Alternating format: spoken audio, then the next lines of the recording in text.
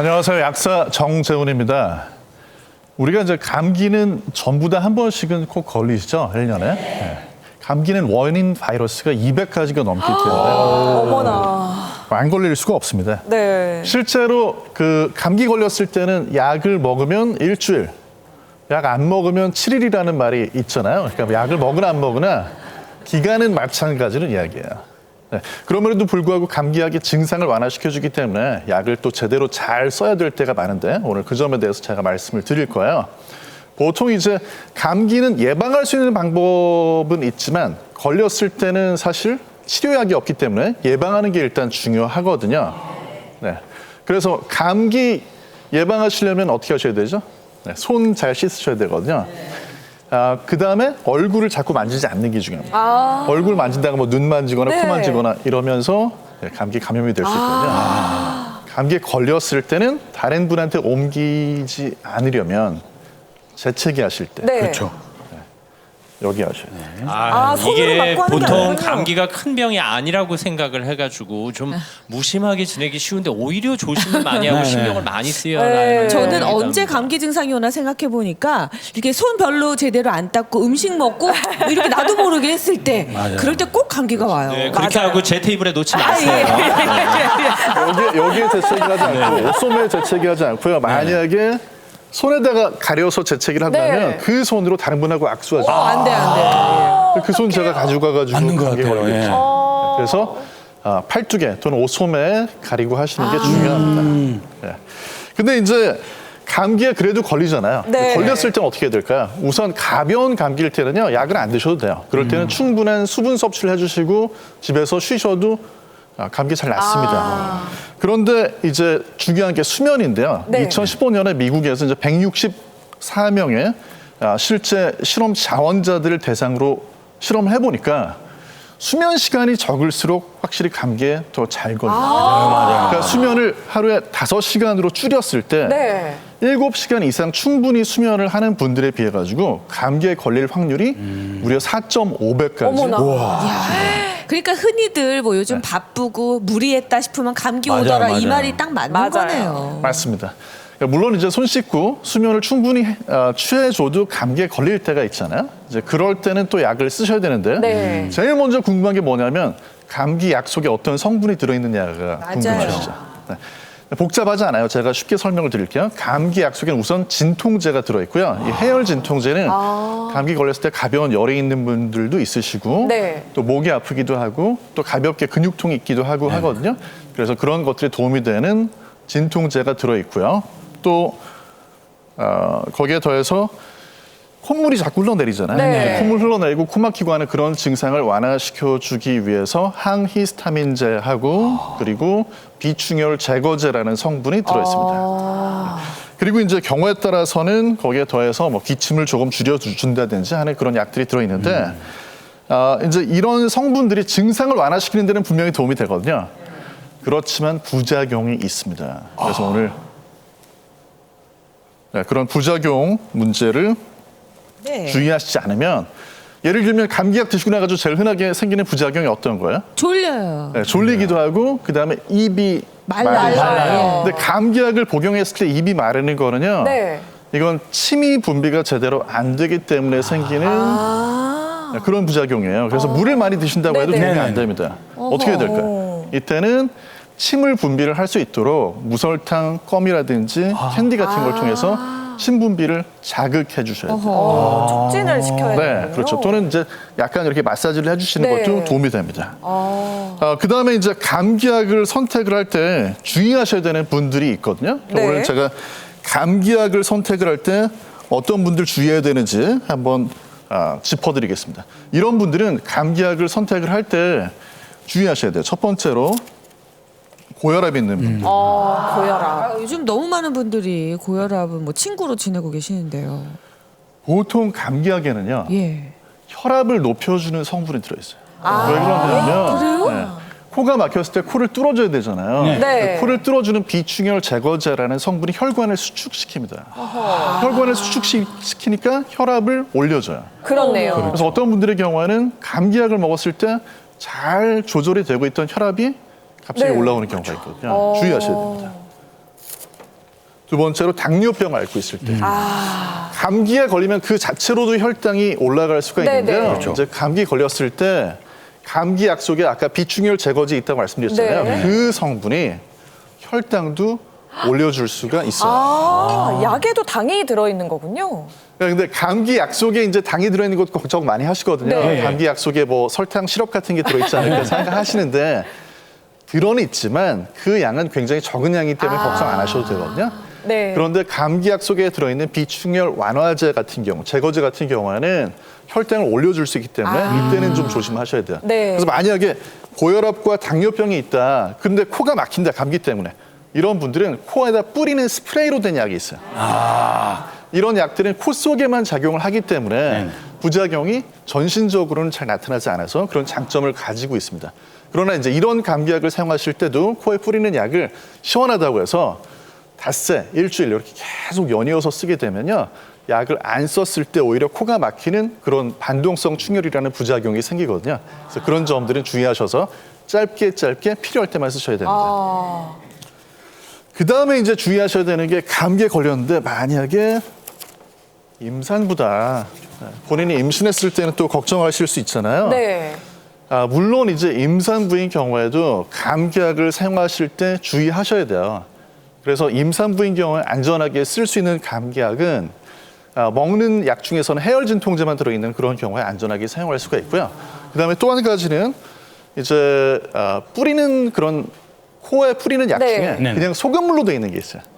이런 것들은 코 속을 촉촉하게 해주고 또 막힌 코를 뚫어줄 수 있으면서도 부작용이 대단히 적습니다. 특히 이제 임신하시면은 뭐 거의 약은 절대 안 돼 이러면서 그렇죠. 끙끙 앓는 분들이 얼마나 맞아요. 많으신데요. 이제 그분들은 코에 뿌리는 약도 이거는 약이 들어있으니까 안 돼 해서 네. 걱정하고 안 쓰시는 경우가 있거든요. 그런데 이 소금물도 농도가 3%로 진한 소금물로 된 스프레이를 뿌리시게 되면은 조금 자극감은 있지만 막힌 코를 또 뚫어줘요.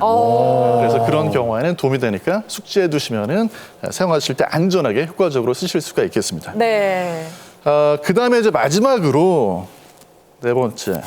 이분들이 감기약 조심하셔야 되는데요. 전립선 비대증을 앓고 있는 중장년층이 대단히 감기약을 조심하셔야 돼요. 왜 그러냐면 이분들은 감기약을 드시게 되면 감기약 속에 들어있는 항히스타민제하고 비충혈 제거제 성분 때문에 소변을 못 볼 수가 있어요. 큰일이네요. 소변을 그냥 못 보는 정도가 아니라 아예 소변이 안 나와요. 그래서 응급실에 실려갈 수도 있어요. 어머.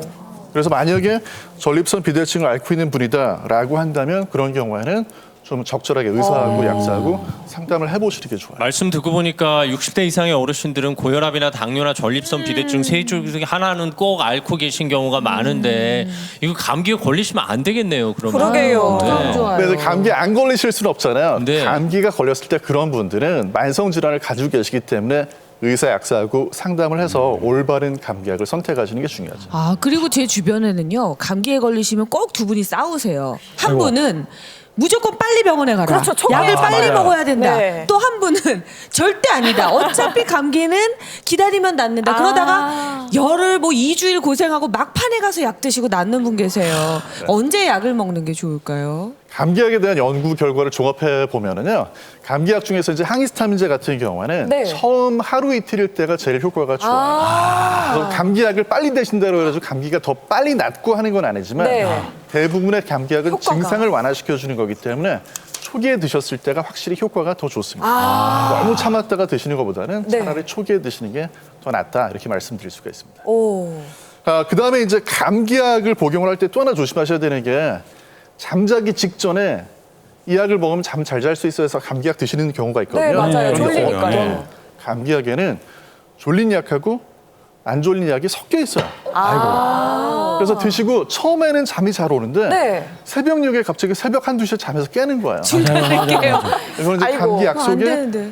잠을 깨우는 성분이 들어있어서 그렇거든요. 그래서 그런 점에 대해서도 알아두셔야지 밤 늦게 자기 전에 감기약 드신 게 오히려 숙면을 하는데 지장을 줄 수가 있는 겁니다. 네.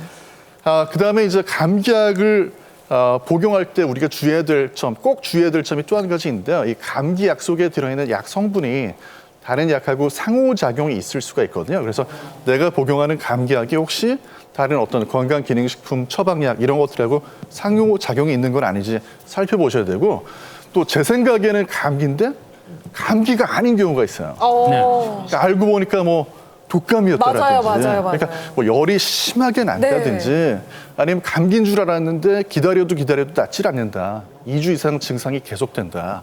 이런 경우에는 병원을 가보셔야 됩니다. 그리고 만성 질환자분들의 경우에도 증상이 좀 심하게 나타난다면 혼자 급한 불을 끌려고 하지 마시고 얼른 가까운 병의원, 약국에 가서 상담을 받아보시는 게 좋습니다. 그래서 감기약에 대한 것도 우리가 알고 보면 굉장히 필요한 지식이 많거든요. 근데 너무 복잡하죠. 네. 어떻게 될지 모르시겠죠. 맞아요. 이럴 때는 간단한 방법이 하나가 있습니다. 뭐죠? 뭐냐면 주변에 단골 약국을 만드세요. 단골 약국을 만들어 두셔야 내가 어떤 약들을 복용하고 있는지 그게 처방약이 됐건 아니면 일반 약이 됐건 네. 건강기능식품이 됐건 간에 종합적으로 그 내용을 다 알고 상담할 수가 있거든요. 그래서 이 약국 갔다가 저 약국 갔다가 또 이 병원 갔다가 저 병원 갔다가 이런 식으로 하시면 본인이 복용 중인 약들에 대해서 정확한 체크를 해드리기가 굉장히 어렵거든요. 가급적이면 약국은 단골 약국을 만드시는 걸 추천해드립니다. 마치 주치의를 선정하는 것처럼 주치 약사를 선정해서 지속적인 관리를 받는 것이 좋다 이런 일리 있는 말씀이셨습니다. 말씀이세요. 저는 감기약을 먹으면요 콧물 감기가 보통 먼저 와서 증상이 콧물밖에 없습니다. 콧물약 주세요 하면 콧물 처방해 주시잖아요. 그럼 콧물은 잡히는데 그 다음은 기침으로 가요. 그래서 이번엔 기침약 주세요 해서 기침이 잡히고 나면 그 다음은 목으로 가요. 이게 단계별로 진행이 되는데 그럴 땐 콧물이 올 때부터 기침, 목 약을 같이 먹어야 되는 거예요. 감기약은 증상을 완화시켜주는 네. 약이기 때문에 네. 내일쯤이면 내가 목이 아플 거야 라고 예상해가지고 미리 드시는 게 분들 꼭 아니고요. 계세요. 그 증상이 나타나면 그때 그 증상에 맞는 약을 드시는 게 그게 정확한 겁니다. 아유, 예. 저희 아침 이슬님께서도 좋은 질문 해주셨습니다. 저희 남편이요, 먹고 남긴 감기약이 있어요. 근데 제가 며칠 후에 그 감기 비슷한 증세가 나타나서 오. 그 약을 복용을 했습니다. 저 자주 이렇게 예. 이게 뭐 애들이 먹던 거 엄마가 먹기도 하고.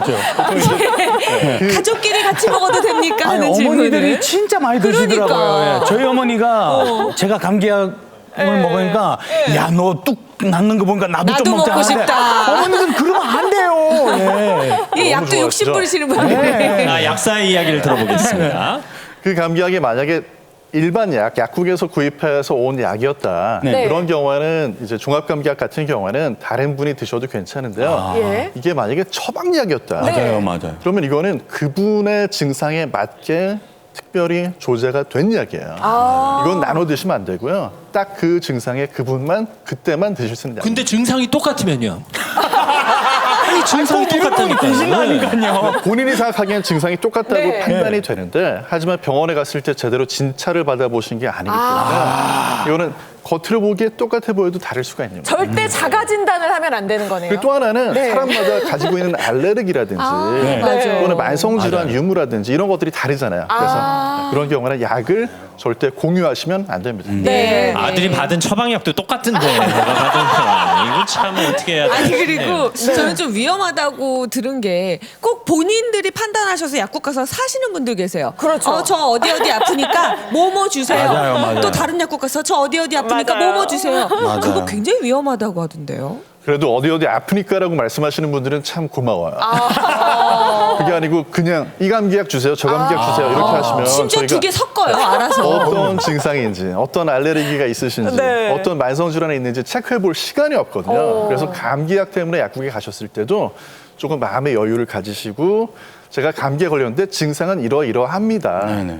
만성질환은 이런 것들이 있고 알레르기는 또 이런 게 있습니다라는 걸 미리 말씀하시면 훨씬 더 정확하고 안전하게 약을 골라드릴 수 있습니다. 앞서 네. 말씀하시기를 고혈압이나 당뇨 또 전립선 비대증 있는 분들은 약 복용하실 때 주의하라고 하셨잖아요. 우리 조선 씨도 암투병 하셨기 때문에 약에 신경을 많이 쓰지 않으셨을까 싶은데 감기의 경우도 안 걸릴 수는 없는 거니까요. 그렇죠. 사실 이 암 환자들이 가장 무서워하는 게 감기거든요. 아하. 뭐 선생님들도 다 아시겠지만 그렇죠. 감기가 걸려서 좀 심해지면 폐렴으로 또 가고 그러면 그 폐렴이 되게 공포감이 많이 와요. 근데 사실 제가 이 암투병 중에 네. 감기가 걸렸는데 너무 자연스럽게 그냥 그 약국 가가지고 네. 그 쌍둥이탕 하나 사가지고 네네. 뜯으면 있잖아요. 그렇죠. 한약성 뭐 뜨끈하게 딱. 이거 네. 따끈한 게 딱 먹었는데 네. 열이 쫙 올라오더라고요. 그래서 이게 그냥 감기 가볍게 생각했잖아요. 네. 감이 아닐 때는 뭐 전혀 상관이 없었던. 그렇죠. 근데